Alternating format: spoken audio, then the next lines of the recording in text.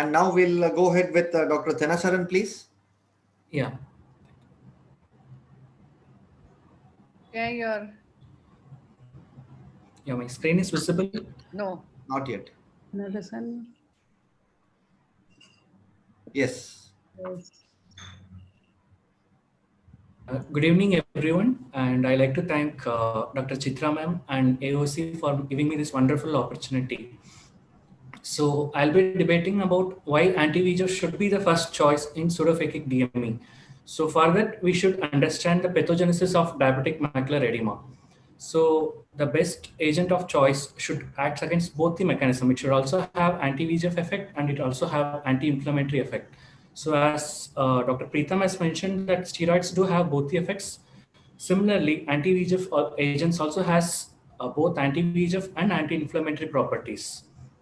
So we have a wide range of anti-VEGF agents.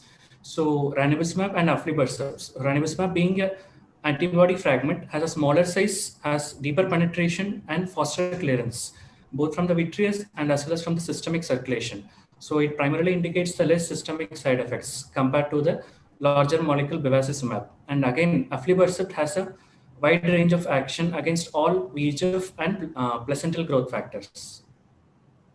So this study shows that anti-VEGF inhibits the leukocyte transmigration and leukocyte re-entry into the cells of retinal circulation, especially in the angiogenic retina. So it indicates that in addition to the anti-VEGF property, so these agents also have anti-inflammatory properties. So coming to the DRCR net and RESTORE study, so they have indicated that especially in the protocol I, so if you start early treatment with ranibizumab, it provides sustained visual acuity gain over a period of time. So it has been studied in the RESTORE study as well. So if you see the protocol, as I saw, Sarah's mentioned clearly, but if you see the subgroup of pseudophakic and phakic patients, pseudophakic patients have an equal compared to the anti-VEGF and steroid. But if you see, compare the side effects, the systemic and local adverse effect, that is the IOP rise, the ranibizumab group has less side effects.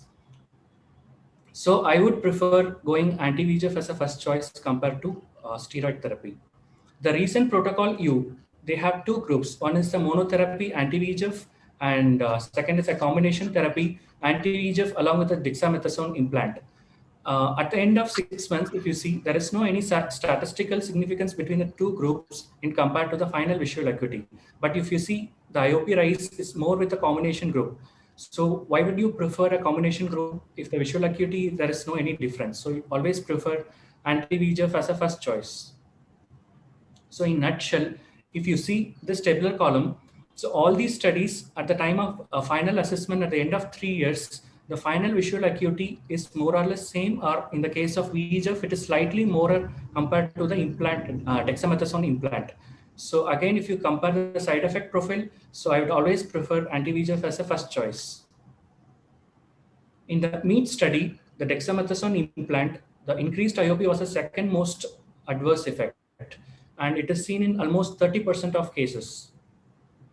So if you see, after intravitreal steroids, the IOP rise, the risk factor increases after a single injection. But whereas if you compare with the anti-VEGF injection, the risk factor increases if it is more than 12 injections. And again, the percentage is very less compared to the steroid group. So the increased IOP is a common complication of intravitreal corticosteroid regardless of method of delivery.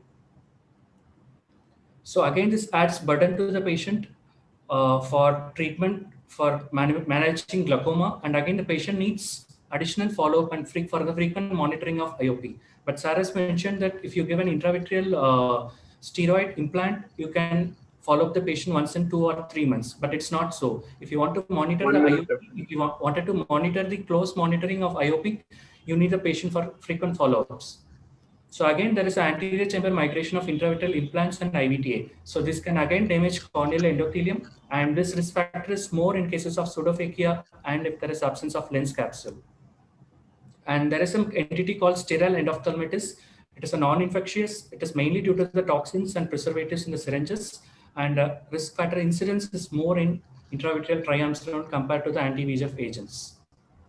So again, if a steroid responder is there, definitely you cannot choose a steroid. The anti-VEGF should be the first choice. Again, if there is a tachyphylaxis to the anti-VEGF, again you can change to a different drug, and again anti-VEGF should be the choice. So in conclusion, so the benefit and risk ratio of treatment should be considered in patients with diabetic macular edema, and evidence-based medicine is very important. So my first choice should be anti-VEGF as a monotherapy in cases of diabetic macular edema. So if the patient is not responding and if there is a chronic edema and is refractory to therapy of anti-VEGF, then you can go in for a combination therapy of anti-VEGF along with steroids. Thank you. Thank you very much, Dr. Thenarusun. Wonderful talk. Preetham and Thenarusun both were very good.